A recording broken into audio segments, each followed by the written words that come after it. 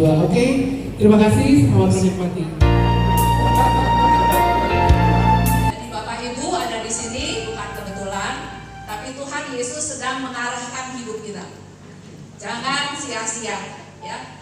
Tuhan mau hari lepas hari kita diisi dengan hal yang semakin hari semakin baik dengan yang Yesus minta. Apa sih kurban lestari? Apakah penderitaan itu menyenangkan hati Tuhan? Apakah penderitaan itu menjadi kehendak Tuhan? Pertanyaan berikut, sanggupkah atau beranikah kita menderita? Mungkin mengalami penderitaan menjadi satu tanda tanya besar, kenapa saya Tuhan? Tapi kita sebagai orang beriman, pertama kita tahu Tuhan sayang kita. Tuhan pasti punya rencana yang jauh lebih indah melalui penderitaan-penderitaan yang harus kita lewati. Apa itu penderitaan? Kenapa ada penderitaan? Ini yang barangkali menjadi pertanyaan besar. Sudah pelayanan, sudah rajin menyumbang, aktif di paroki, memperhatikan orang lain, pokoknya sudah melakukan apa yang Tuhan minta. Tapi kok menderita? Sebaliknya, ada orang yang pergi ke Gunung Kawi, kaya ya, hidupnya makmur, happy. Kenapa ya Tuhan mau seperti ini? Mau mencari Tuhan untuk memperoleh hidup benar atau mau hidup nyaman secara duniawi? Pilihannya ada di kita memang. Ikut Tuhan, gak ikut Tuhan. Di dalam dunia ini tidak mungkin tidak mengalami penderitaan. Dengan ikut Tuhan kita punya pegangan. Tapi bukan itu saja sebetulnya. Kenapa menderita? Dan pasti ada sesuatu di sana. Bukan sesuatu kebetulan kita mengalami penderitaan. Tadi tujuan dari setiap penderitaan. Karena setiap penderitaan yang kita alami itu sebetulnya ada tujuan. Tujuan dari penderitaan itu ada lebih dari 10 tujuan. Ya. Pertama, yang paling banyak saya baca dari buku diary adalah untuk silih. Kenapa kita menderita? Tuhan mau kita menderita karena Tuhan mau pakai kita untuk menjadi silih untuk orang lain. Jadi menjadi silih itu nomor 41. Nomor 57.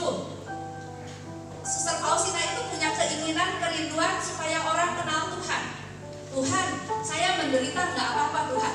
Asal penderitaan ini saya persembahkan ke Tuhan supaya orang yang saya doakan kenal Tuhan. Nah kalau ini di 57 dia bilang gini, Tuhan potonglah hati saya, boleh dipotong kecil-kecil, sekecil apapun kata Suster Faustina, asal banyak jiwa bisa kenal Tuhan.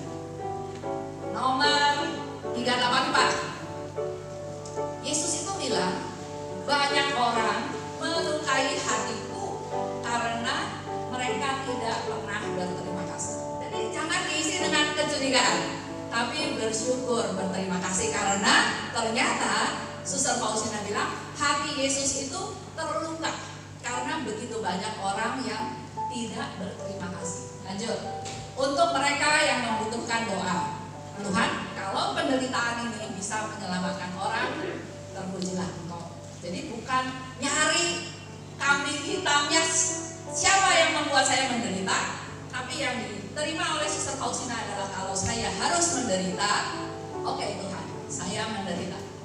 Dan bukan penderitaan itu menjadi keluhan, tapi persembahkan ke Tuhan. Tuhan, saya persembahkan penderitaan. Dia berdoa untuk orang berdosa, tiba-tiba perutnya merasa sakit sekali, merasa tercabik-cabik katanya ya. Terus untuk jiwa yang kekal, dia berdoa juga untuk para imam, untuk orang yang berdosa, untuk ibu-ibu yang melakukan aborsi. Suster Faustina berdoa untuk ibu-ibu yang melakukan aborsi dan otomatis juga berdoa untuk jiwa-jiwa yang dibuang aja. Nah ini ya Yesus bilang, karena hidup bukan untuk diri sendiri, tetapi untuk jiwa-jiwa lain. Dan nanti jiwa-jiwa itu akan memperoleh pahala dari penderitaan. Lanjut. Nah ini tujuan yang lain dari kenapa kita menderita, untuk bisa mengenal kehendak Allah dengan lebih baik, supaya kita hidup itu semakin sempurna. Dan pakai tongkat itu adalah suatu sakramen, suatu situasi keadaan di mana Allah hadir dan Dia mau memberikan rahmatnya. Jadi yang perlu kita pegang bukan tempat ngaku dosa, tempat saya diadili, tapi tempat saya percaya bahwa Tuhan Maha Rahim, dosa saya apapun Tuhan pasti ampuni. Punya imannya seperti itu. Itulah sakramen taubat ya. Untuk tingkat kesucian yang tinggi itu ada di 102, di mana Suster Faustina mengalami satu penderitaan, dan di situ disebutkan Tuhan sedang meminta kamu untuk suatu tingkat kesucian yang tinggi. Pelanggaran-pelanggaran dalam komunitas. Jadi di dalam komunitasnya suster-suster itu juga banyak yang berdosa.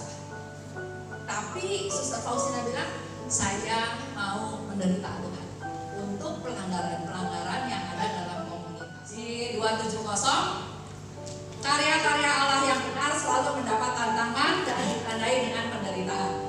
Tapi kalau Allah menghendaki sesuatu terjadi, cepat lambat Ia akan mewujudkannya walaupun banyak kesulitan. Persenjatai diri dengan kesabaran yang besar. Sabar. 13:57. Aku memberi rahmat penderitaan hanya kalau aku mau menggunakan engkau sebagai alat pertobatan bagi mereka. Ada penderitaan itu diterima, bukan nyalahin orang, bukan nyalahin situasi, bukan nuduh orang lain, tapi terima, diam, terima. Sabar, ya. Penderitaan, penghinaan, kegagalan, permusuhan, kecurigaan itu kalau buat Suster Faustina itu ibarat kayu. Jadi kalau saya dihina, saya seolah-olah dapat kayu lagi untuk saya bakar supaya api cinta saya ke Tuhan tetap bernyala. Jadi harus diambil positifnya, ya. Jangan, aduh Tuhan kok saya dihina lagi, tapi puji Tuhan, Tuhan ada orang yang hina saya bisa mempersembahkan menjadi api cintanya, ya. Lanjut, penderitaan itu tidak sia-sia, tapi kita harus tahu ada sesuatu yang menantikan kita di surga.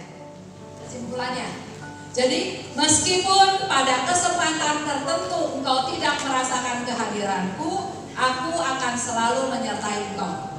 Jangan takut, rahmatku menyertaimu. Jadi buat Bapak Ibu, terasa nggak terasa Tuhan ada atau nggak ada, ini janji Tuhan buat Bapak Ibu.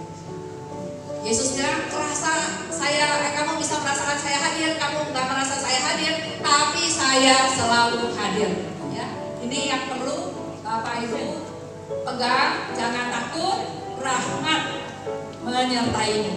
Apakah ada kaitan antara penderitaan dan belas kasihan? Ini yang Bapak Ibu harus gali.